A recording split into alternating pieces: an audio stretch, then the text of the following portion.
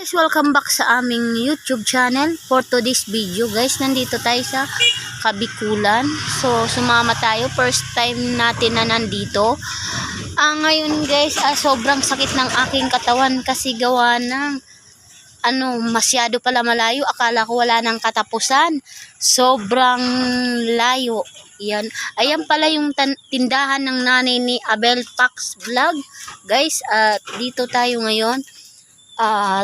For today's video sa ating vlog, ayan pala yung kahoy niya guys. Ayun, no. Yun yung pang nila, pang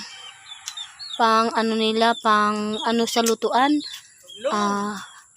Ito pala po yung nanay ni Abel Pax Vlog guys. Tisay na tisay. Ayun.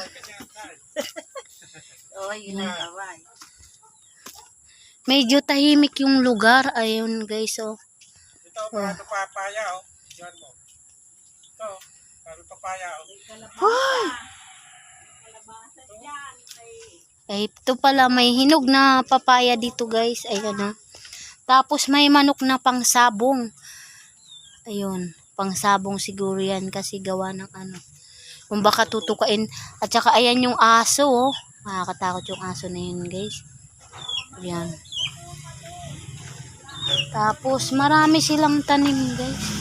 Di kasala yung sampay. Ayan, oh. Malunod pa ako sa putik.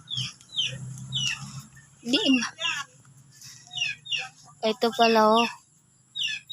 Nakakain yan. Ayan. Ayan pala yung mga prutas nila guys. Magkalayo yung bahay nila at saka yung nila. Ayan pala yung dirty kitchen nila. Yun, ayun pala yung nila, bahay. Yun.